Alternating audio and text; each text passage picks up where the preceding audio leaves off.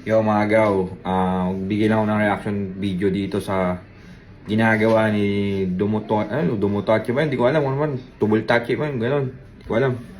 Ito kasi, napapanood ko yung mga vlog niya dati pa. Ang ginagawa niya, na nampal, na napak sa street or sa mga kainan, mga ganon, napanood ko na dati to eh. Tapos nakasagutan ko siya ngayon. Sabi ko, yung content mo, gawin nating totoo. Bakit? Kasi kung marunong ka sa street fight or boxing or anong laban, alam mo sa sarili mo na scripted yung ginagawa niya.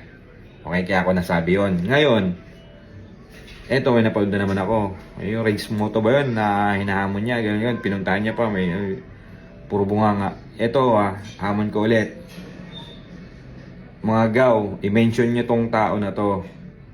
Sa akin nyo ilaban. Di ba? Gawin natin totoo yung content nila kung gusto nyong mapanood or makapanood ng magandang balagbagan. Parang ano lang yan, sobrang laki niya sa akin.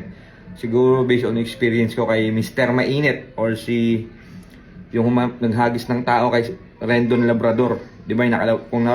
Kung followers ko kayo, napanood yun siguro yung laban namin. O ilang beses ko pinabagsak yun. Di ba? O ngayon ito. Kung gusto yung mapatapat sa akin to, i-call out nyo na. Or i-mention nyo o para at least mapilitan siyang lumaban kung talagang may bayag yan. Diba? Balagbagin natin, pagapangin natin yan. Yun lang. Tapos, napanood akong video niya na sparring ata, ganun, nakita ko.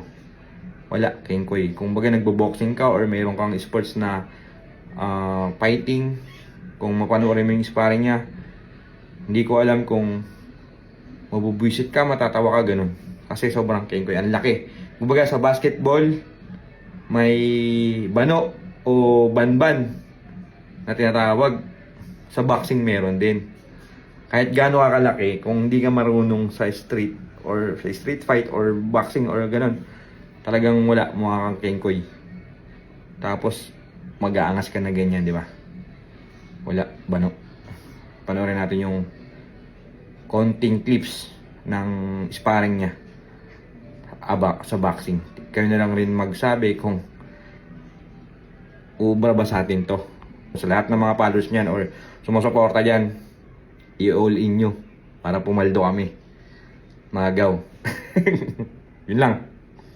Panoorin natin yung video niya. Yan daw, margarita. Okay natin. Buksan mo. Tukod ko sa biglang baba na takbo. Tapos ayan, parang iwan. Oinks. Siguro ka? Nakita ko yung rider sa kanina. Mahaba pa pahinga kahit sa may laban eh. Pang 1 minute. Ulitin.